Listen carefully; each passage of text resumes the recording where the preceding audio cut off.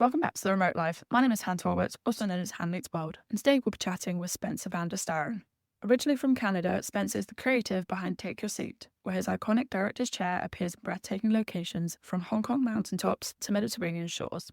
In this episode, we dive into the creative process behind his signature concept, the untold challenges of building a creative business on the road, and what mindful content creation means in today's world.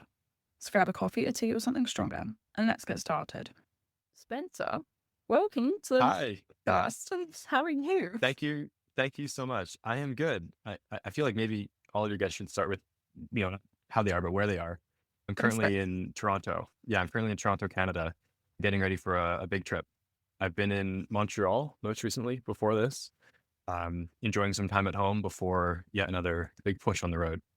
So I'm doing great, and I'm at home for now, but literally tomorrow evening on a flight to faraway places. That's so exciting. And I just want some context. The last time we saw each other, we were both in Berlin for ITB, and it's so exciting to catch up now and see what you're up to. So yeah, can't wait Yeah, to. it's fun. It's fun. People that are kind of in this space, a lot happens in a few months. That was only March, and for you and I think some of the other people that we crossed paths with in Berlin, that I've kept in touch with. It's like, wow, that's a pretty full life. That's a very exciting Mm, time. And so mm. even in a pretty short period, especially now as weather is getting better in the northern hemisphere, I think people are that much more excited, and travel seems that much more top of mind for people again. Yeah, it's been a whole season of shenanigans. 100%. Well, why don't you guys just, without further ado, tell us about you and your remote life journey so far? Yeah, please. Yeah. So I suppose I'll tell the story, and then the individual listener can decide when it starts to constitute remote life. High school, I played very serious baseball, and I was living out of a backpack on a bus with my team for 3 or 4 years during high school, and even before that, whether it was hockey or baseball, we were traveling a lot, um, mostly in Canada and the States. So I was already kind of getting comfortable with this idea of living out of a small suitcase or a backpack, not always in the most comfortable setting, certainly far from home for long times. And so for me, that's where I would say it started. That did lead to me going to play baseball in California, and coming from Toronto, it's quite a distance. From California, I said, you know what, we're not quite far enough away yet. And then I moved to Tokyo, Japan, and spent 7 months there. So there's another big checkpoint, right? Where you go, wow, okay, and somehow my homework's getting done, my personal projects are getting done. The company that we'll talk about today, the project, that was actually in full swing at that time as well. And so it was really nice to start to get these glimpses of, wait a minute, I'm really enjoying where I am, and I get to be very intentional about that. And life's not falling apart, and and the grades are doing okay, and the work's going well. Um, I went back to California for a little bit and said, you know what if I did another exchange program and I went to Paris? Wow. And that was, equally in its own way, but equally dreamy, just incredible experiences, and another chance to prove to myself that it's totally possible. And then, yeah, pretty much right away after university, it was right in the middle of COVID, so there was a pause where I had to come home and just be safe for my sake, my family, and for the sake of the world. But yeah, once it was safe again, all of a sudden it was Athens, I was Mexico. I had work projects in places like Thailand and Korea, and often stopping in Istanbul. Yeah, just it's a long list, and the places are obviously each incredible, but the constant would be, I'm still living out of a backpack. I just moved out of much longer than normal, and certainly longer than the ones I've just previously mentioned. But I just finished a 7 month lease in Montreal, and I, I moved out with a large duffel bag and a backpack on of my apartment. Wow. So that's the through line from those baseball trips in high school to now. I'm 27 now. I've lived in a lot of really spectacular places. Some places that have great names. Mexico City is wonderful. I can't say the place I was living in that exact instance was wonderful. Yeah, depending on how much detail you look at them, it can change. But the through line there is definitely the laptop, the backpack, passport. Thankfully, is a good one, and not too much else. And I think that when you say to a friend or you meet somebody at a party, oh, I'm bouncing around. I move around a lot, or I'm a digital nomad, however you want to phrase it. It can feel to them, their reaction is one of like, that sounds overwhelming. How could you Mm, do that? I feel very fortunate that it's been many years It's been almost all of my adult years of doing it, and I feel very comfortable with it. Do you think that having like that baseball background helped you to kind of take on this lifestyle? Kind of for me, doing the study abroad, like living abroad when I was a kid for a bit, it definitely felt way less overwhelming in a way because I'd already experienced it and knew generally what my process was into those things. Exactly. Yeah, I think that it gave me a chance to develop systems for myself of just organization, like, making sure you have all your equipment, making sure your clothes are clean, making sure you're ready to go on the bus at 7 a.m. the next morning, or, getting to practice at a certain time. Getting a chance, relatively low stakes. I suppose if you miss the bus and you're driving to Florida, that's quite a problem. But fairly low stakes. Thankfully, that never happened. I was able to get those systems going fairly quickly. Uh, And in that kind of organization, including some of the literal tools. At that time, I was using Google Calendar to the same degree that I am today, to organize my time. uh, Yeah, those systems I've carried with me throughout. And there's maybe a level of discipline as well that comes with them. The systems are only as effective as you are consistent. Yeah. Yeah. That's one of the things I think people, sorry, not to cut you off completely there, but I do think that people don't realize that in order to have like this air quote freedom lifestyle, there is so much more discipline involved into that, whether it's going freelance, whether it's taking on a remote life, whether it's starting a business, starting Yeah. anything for yourself that you want to see through.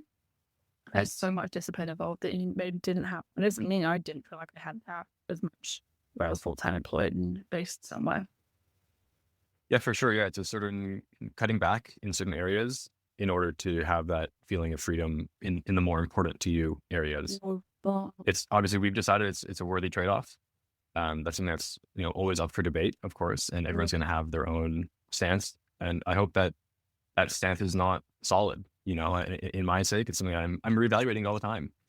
And if anybody was questioning coming from a more stationary lifestyle and considering digital nomadism, you can change your mind about what's important and which freedoms you're willing to trade off for, right? So, and likewise, for some people, I think they maybe stick with it for too long and try to force it to work. But you can change your mind too, right? that's why this podcast is called The Remote Life and not the Digital Nomad Life, because everyone lives Yes. differently. Hope Yeah. that it's about designing your life. Oh, well, obviously, we're going to chat more about Take Your Seat. Tell us more. What is it? Who is it for? How did it come to be?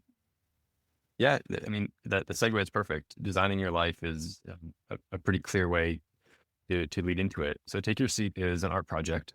It's primarily photography and storytelling, writing.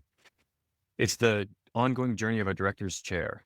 And so it's a red and white director's chair, a literal piece of furniture that we fold up and put in our suitcase, and we take it all around the world and take photos of it. And that could be, at a street food stand in Hong Kong, or it could be center stage at some incredible concert hall in a big city. It could be in the mountains. We've had it whale watching. We've had it deep in the jungle. It's always the same chair. It's always real. It's never photoshopped. And so if you see it on top of a mountain, in Laos, for example, that was a tough hike to get that director's chair up to the top of the mountain with our camera gear and take that picture. When I say our, or, it's our project, it's myself and my father that work together. We started it together and we run the company together. We create the art together. We do everything. And so we're just two people. Certainly we have some people that come onto the team to help, and that's always amazing. But primarily it's just two of us. And we take turns carrying the chair and the tripod and the camera gear. And hopefully we create nice pictures with them. We turn those into photo books, exhibitions, large scale installations at Toronto Airport, for example. That's kind of our cornerstone gallery. We have some very large installations of our photographs at the airport, which happens to be a particularly great venue for this message. The message of the chair is that you're the director of your life. And so when you see it in all these amazing places, some might call to more than others, but the message is the same, and it's for everybody. It's that you are invited to take your seat, and sometimes even you're challenged to take your seat and to be the director of your life, and so to make good choices. We have three main pillars that we talk about, and that's one people, one planet, and one life. One people means how you treat your neighbors, how you treat, and that's neighbors by the broadest of definitions. Your fellow humans. You're the director of those choices, right? One planet, where you have quite a strong environmental message. we've been lucky to work with organizations like WWF, for example, in sharing that message. You're the director of many choices that affect, the health of this planet and the health of it for future generations. Make good choices. All right. And then one life is the more personal, ambitious, motivational side to say, live with intention and direct your life the way that you want to, as much as you're able to. And I would think that I believe that for most people, the amount that you're able to is actually greater than in at first glance. And so hopefully when you see a photograph in a book or a show, you're reminded of that power that you have as the director of your life.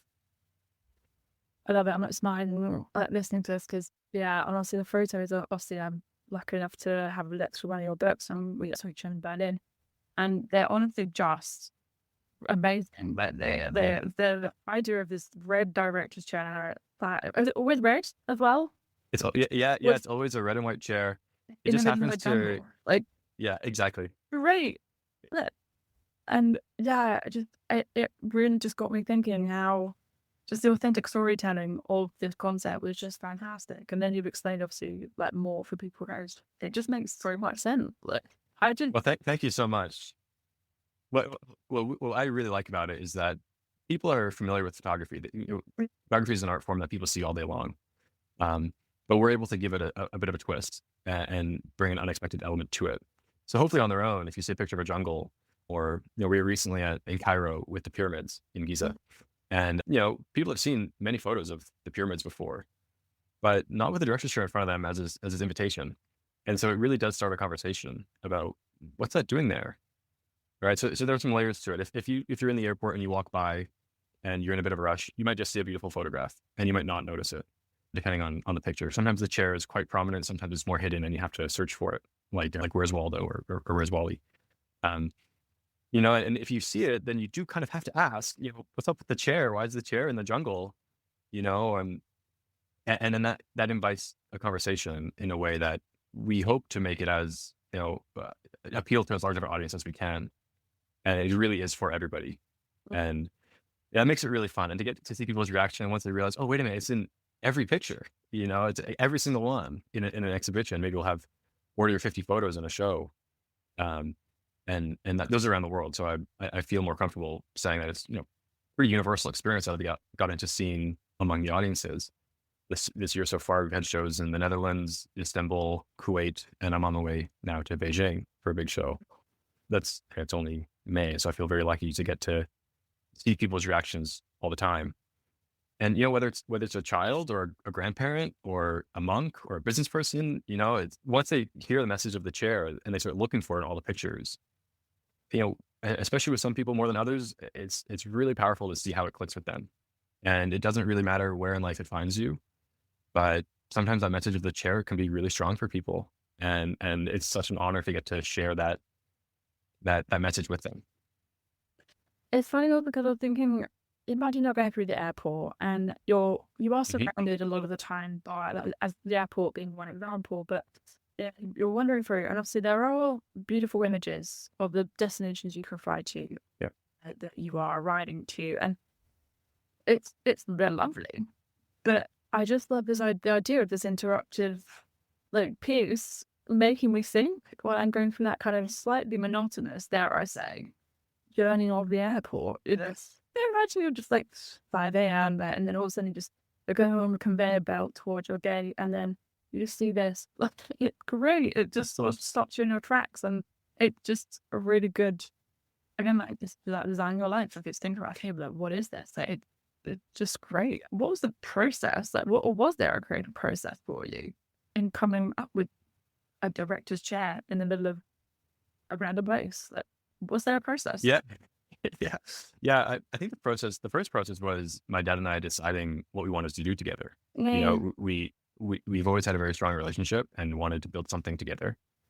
It was certainly not a given that it was going to be photography at all or art at all, right? So there were definitely big picture conversations about what's the best thing to do together. We wanted to have an impact in a big way, and I'm grateful that we had the faith in ourselves. Neither of us are trained artists or artists before, to say, you know what, I think that we could probably figure out photography, and if we do it in the right way, and that would be the secondary conversation about okay, if we're going to do photography, then what's it look like? I'm glad we had the faith in ourselves to pull it off and to go for it. Especially with the chair being the symbol of our project. The first few photo shoots, without any evidence, without any global exhibitions or airport installations or books to show for it, Mhm. it's kind of crazy. Yeah, it benefits now from having a lot of evidence that, oh, it's actually it can work, and I'm grateful now that we have that kind of momentum. At the beginning, the idea is as crazy as ever. And how we picked the chair in particular, we were looking for something that was just portable enough that we could do it. You Yeah. physically can bring it up to the top of a mountain, or carry it deep into the woods, or carry it around in Casablanca. That wasn't going to obstruct too much the ongoing activity. So if we put it in the Grand Mosque of Kuwait, for example, as you did recently, it shouldn't disturb too much what's going on. It is out of place, but it's not going to affect too much around it. And so some of my favorite photographs that we have, it's a scene of daily life. So it could be a streetscape in Bangkok, and you'll look for it. Oh, there is the chair there, but the chair itself is actually not impacting too much the image, and so you get a much more authentic view while still playing this kind of game with the viewer, where for them it is much more than just a nice streetscape of Bangkok or a beautiful photo inside a grand mosque. So it needs to be portable enough that it was possible, but difficult enough that people are kind of scratching their heads a little bit about, is it really the same? You've really got it there. It's not photoshopped. It needs to be difficult. And thankfully, I think we struck a good balance. The chair weighs 5 or 6 kilograms. It's like 10 or 11 pounds. And, that's substantial. And depending on where you're going, it can feel more and more substantial. And then we needed a symbol. We've seen some interesting campaigns before. They tend to be advertising campaigns or some art projects, but the symbols, like the recurring object, can feel a bit random. And so we like the idea of a recurring theme, a recurring symbol, but we wanted to have a message. And so I think combining those two, we had a couple brainstorms and eventually came upon the director's chair idea. And then we said, okay, yes, it sounds crazy, but let's give it a shot. And we did some proof of concept work, like a couple quick trips, totally self-organized, self-funded, and they were good. Some of those photos actually still hold up. Obviously, our vision has shifted over time. It's been about 7 or 8 years now of taking these photographs of the chair. But I look at some of the earliest pictures, and some of them do still hold up really well. Love that. Like which ones? Like what were a couple? So we went to the Grand Mosque of Abu Dhabi, and we snuck the chair in. Wow. Out. And I would love to go back and try again. But if we never go back, I'm very proud of those photos. We put those in a photo book. The photo book you saw in Berlin, actually, among those were some pictures of the chair in Abu Dhabi, and they're great. Somehow they worked. We've had a chance 1 or 2 times. So we went to Korea for a very short trip, and the weather wasn't good, and we didn't quite know yet how it needs to happen, like to put the chair in position, and then step back and take the picture. We weren't as well versed in it at that time, so Korea didn't work as well. So we went back to Korea a couple of years ago, and I felt very proud. I feel very proud now of the pictures that we have in Korea.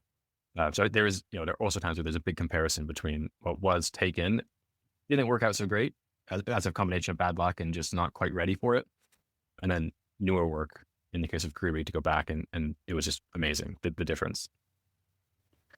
In general, how do you pick your locations as well? Or like, I mean, obviously now it helps that you've got people who actually wanting to bring you to places, but in the beginning, they're just like, how did you go about picking the locations?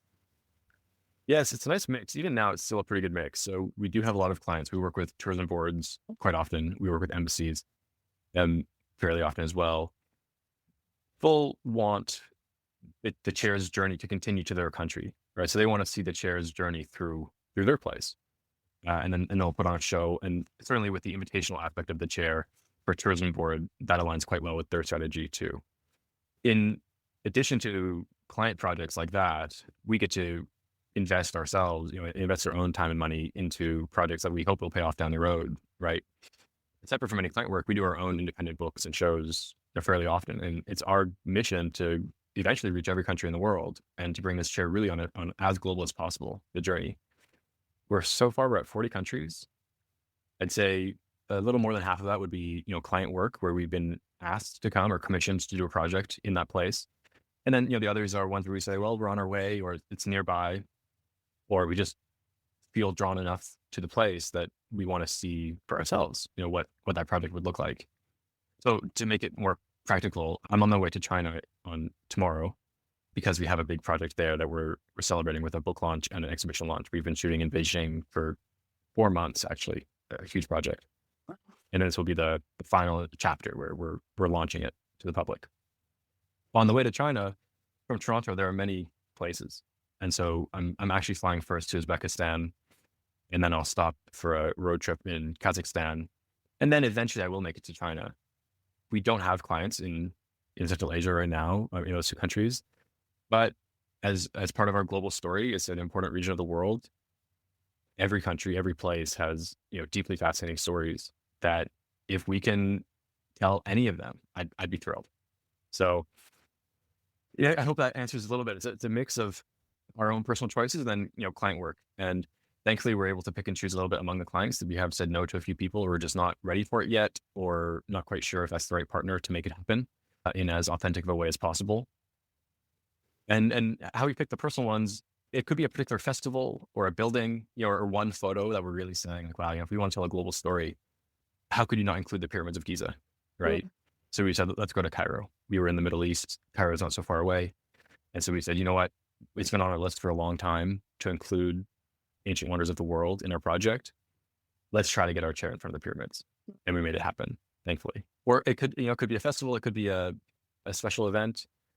It could just be a personal connection, right? I went to Taiwan because I was nearby and I had friends there that were telling me all about Taiwan and these incredible stories they were telling me. And I said, I'm convinced, let's go, let's make it happen. Let's make a project happen.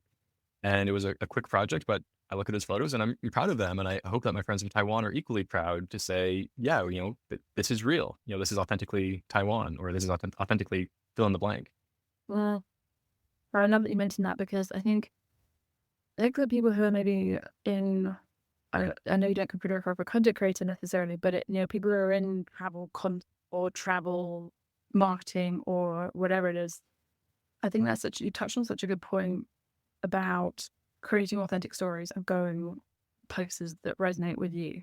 Because ultimately, if it has a resonance with you and who you are as a person and like the places that are on your list and the cultures you love to be around, then it's going to come through in your work. That is ultimately going to come through whether you think about it or not, because you have this extra layer of, well, for one, wanting to be there, quite frankly. I think we're in this interesting time now where authentic storytelling, authentic marketing, authentic anything is going to start being wanted. And that's why I love what you're doing, because again, it's an authentic take on travel ultimately, right? It's like when you had influencers or whatever, 5-10 years ago, people went to that place because that person said that, because there were like these people next door that were your friend telling you to go places. And then now I feel like we're diving even further deeper into that now with our own takes. That's why I ask, because I think it's quite easy to get caught up in what seems to be popular at the time, or who's got money to spend on a strategy, and there's nothing that, of course. But ultimately, what's really going to resonate, I think, with people still is that authentic take. Yeah, for sure. I think the only asterisk I'd put on that is that sometimes, and I can speak from experience, I've been very surprised at the places that I like being. So I suppose it's not disrespectful to say, I can name a couple places that I took the project not because I knew I was going to like it and that therefore I'd be able to tell a more authentic story from that place, but because I'm trying to be as open-minded as possible to say, you know what, I don't know enough about it to make a judgment yet. Every place has fascinating things. Every place has good people. Every place has a story, and often many, many stories to share. So the only asterisk is to say, maybe be a little more open-minded about what you'll find interesting. If you know already what you like, what if you push it a little more, and then you might be surprised. And I've certainly been surprised by a few places. And what works for one person might not necessarily work for you, or vice versa. What might work, but for you may not work for the next person. But ultimately, it's your experience. Again, that comes through. Exactly. Yeah. And on the content creation side, on the authenticity, it's conveniently, it's one of those things that is a great strategy if you're a brand or you're a content creator, to be authentic is actually easier than people think. Yeah, it's Well, actually just do it. But it is a great strategy, especially right now. I think people are very attuned to inauthenticity, and we can spot it very quickly. And I think brands tend to underestimate how quickly it can be spotted. And once it's spotted, most people, I think, ignore it. And that project, no matter how much funding you put behind it, how much hype it has, it will just fall flat if it's inauthentic. What we've been really honored by is that a lot of our clients, well, we're able to tell our clients, we're going to do this our way. We're obviously very grateful to be brought to your country or to your destination and to be asked to do a project, but it's our project. And the clients that we love working with the most, they all say yes, and they'll say, of course, continue, do your work. But the projects we like the most are the ones where the client actually recognizes it's because of that they're hiring us. They want a third party view of their place. They want to see the perspective. They want to see an authentic perspective from you, the content creator, right? Those are the best clients that understand that that's actually the whole point. And they're not trying to influence you and mold your projects to ultimately make an ad campaign. That should be considered a totally separate exercise. And if you're in the content creator space, or your vision and your personality is a big part of your work, it has to be protected. and it's how you build a legacy ultimately as well. I feel like that's how you stay in the Yeah. game. For It's resilience, because there's only one you. Like, if you're doing, I guess, you eventually get to a point where people will try to start copying you. That would be quite flattering. But ultimately, even then, it's still only you that can bring that project to life in your way. If you're gonna be willing to get too shaped by the person funding it or the people that are making it happen, that means you're replaceable. And then you're always looking for answers in a way outside of yourself, or like what trends are happening, or what are other people doing. Like you're always kind of looking for the answers outside of yourself, as opposed to say, Exactly. like we literally just before this, we're talking a bit about like taking time out to just work on your business and just be in a deep focus state. If you can't find that space and that the answers within yourself as well, whether it's business, personal, whatever, you are going to struggle, I feel, from a longevity perspective, because Yeah, you're exactly. always relying on other people. Either way. Yeah. Yeah, it's not even just from a business perspective that you might struggle. It's just personally, you'll get drained. If you're not able to be as authentic to yourself as you can, and push through, in the moments where you need to feel like you're pushing through, that's hopefully coming from within yourself. And otherwise, you're going to run out of fuel pretty fast. I'd worry for a lot of people.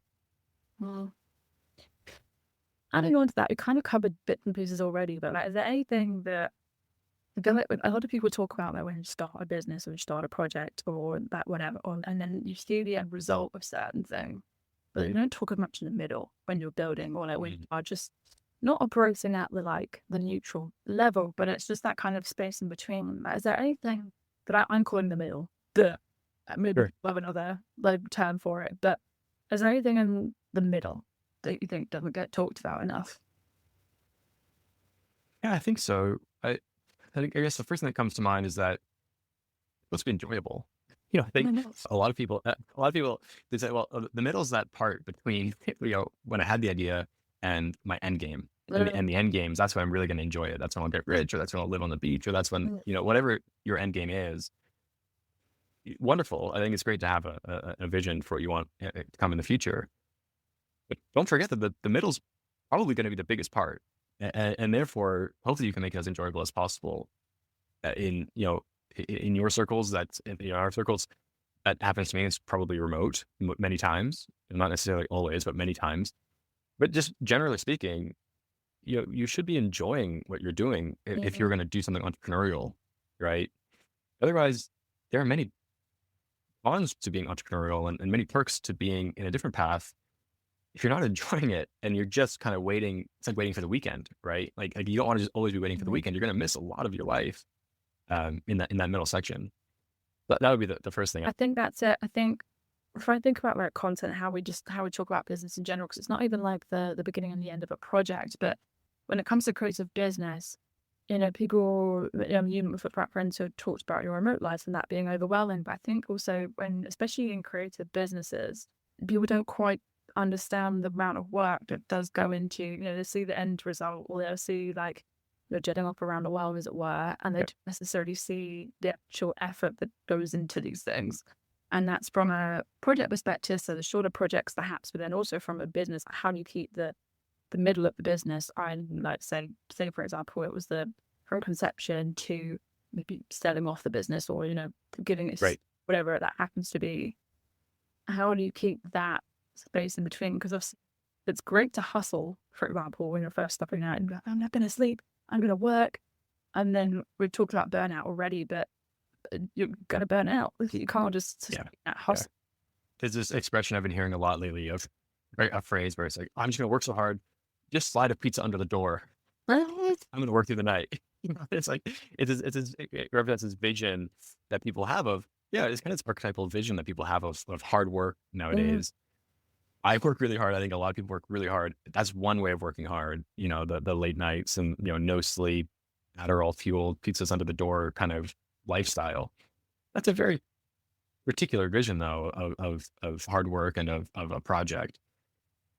I guess I understand some aspects, kind of like these self-sacrificial aspects and, of why it can be appealing to some people. But I think it's overrepresented as far as, our portrayals of hard work or of building something. It uh, doesn't have to be that you're, alone in your hovel eating pizzas off, only, right? And believe it or not, you can work hard in other ways. Because, and those people are doing it because they're waiting for that big payoff. They're waiting for the company to be sold or for, the big payday. And I just, for the number of people for those who will be successful down that path, I suppose they might say it's worth it. But there are a lot of other people that will try to emulate that path. Path sucks, and you're not guaranteed that payout. And that would be a very frustrating realization to have put so much energy in, not enjoying it really, and to find that the thing you were waiting for at the end might not come. But meanwhile, there are alternative paths where the path itself is actually very enjoyable, whether the payout comes down the road or not. uh, and it's like this concept, and you may agree, but this concept of having an authentic storytelling of an authentic concept is almost crucial to a business, because you've got to love it. Even on the day when you don't want to get up, it's got to resonate, even to 1%, So I feel like that could be a much more sustainable way to run business. I mean, I feel like we need to talk about those like not so exciting moments where it may look like there's not as much going on, perhaps, but the bit that makes sure that we're like the difference between 5 months versus 5 years or 50 years in business or whatever. I think that in the remote life space, there tends to be maybe a mixing up of the order of things. It's kind of like I will just do any job I can that lets me work on the beach. So these pictures of people with their laptops on the beach, Mm. which is highly impractical, by the way. But um, or by the pool, or in a very noisy cafe. Maybe that's also, it seems to be very popular to work in like a really noisy cafe. Okay, like yeah, it looks really cool. But I would hope that more people can say, what's my calling? What's this authentic voice that I have? What is my purpose that I can share with the world? And then is there a way that I can do it in cool places, which may or may not include the beach? But there's kind of this, trying to force fit because you know how you'd like to do something, but you don't yet know why. I think it's very easy, and this ties as well into trends and consumerism. It's very easy to think about how you're going to do it. What backpack do you need, and which cool cafe is calling to you in Rome? But the why is much more important, especially when things are getting more difficult. And it's also much more related to you. And I promise you, the backpack doesn't matter.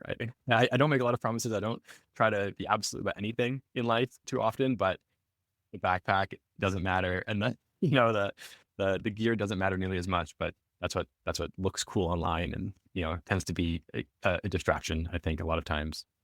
You were briefly mentioned about beaches and whatnot. I think it'd be good to talk about just quickly a little bit about how you recharge and how you also kind of keep that creativity up too, because that's another thing. It's not just something you can kind of switch on and off sometimes. So how do you creatively take care of the middle? Well, Yeah, I think that I'm lucky that I'm surrounded by a lot of friends in a lot of places who are also creative. And so if well, I'm feeling a little low on that energy, they might be having a show that week, and it's Mhm. certainly not limited to photography. It's, just more generally, um, when we were in Berlin, for example, when we met, it's a draining week. That's a really tough week, ITB.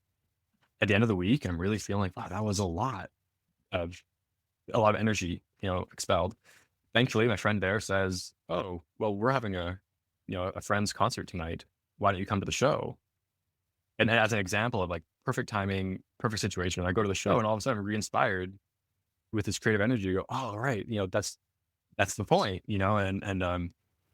having those kinds of like refueling stops fairly frequently is really helpful, and not relying on myself to say, "Oh, I'm really low on creativity. I need to find more creativity to find more creativity." Well, no, I can find it from other people, right? And that can be something, in person, like going to a show, or it can just be I have certain art books that I look at fairly often if I'm feeling a need to be replenished creatively. Go to a museum, read a poem that you like, or find a new one. And I think that if you start tuning into just how much creativity is surrounding us, and it's not just in the arts, right? If you see a beautiful building around you, it took a whole team of people, very creative, hardworking people to pull that off, right? It's easier to see in the arts when you read a poem or see a masterpiece, but everything was created, around us, but by dedicated teams. And so trying to tune into that when I'm not feeling it so much in myself, I find really helps to get that replenishment. We've sort of touched upon this a couple of times, but I'd be curious to know, just to wrap things up, what does mindful content mean to you? Like, what does it mean to be a Mm. mindful creator or creative to you? Yeah, that is the one of the top questions I think about all the time, especially as clients get more exciting and budgets start to get a bit bigger. It's really tough. I asked that question to Chris Burkard, the photographer. He had a show in Toronto one time, and I asked him pretty much a very similar question because I was impressed by the fact that from his earliest photographs to his newest work, which happens to be sponsored by Jeep or by Visit Iceland or whatever it is, like these big brands with or Sony cameras as his big sponsor, um, huge budgets. How do you stay mindful to yourself? And I think you owe a lot to your audience to be mindful when people are waving dollars around, or different projects are calling to you. It's really tough. I thought his answer was good. He was saying that he has a few key people in his life, in his case his wife and a couple of friends that are on his team, that he relies on to call him out, and that he'll check in with every now and then. Just, I'm thinking about this project and I'm trying to figure out the way to go with it.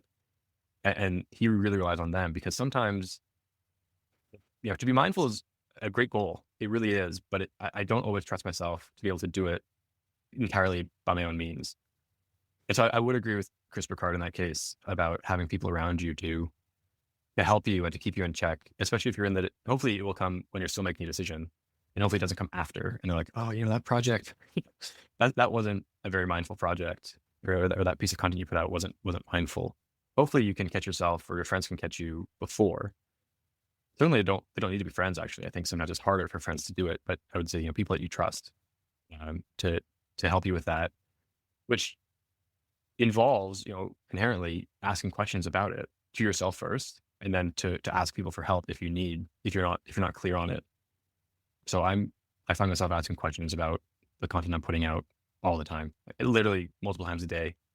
And thankfully, I'm able to trust myself that once I've made the decision and said this project is worth doing, this is a really authentically me. It's going to be a mindful piece of content. Um, I can go full steam ahead, and I don't have to ask so many questions after that.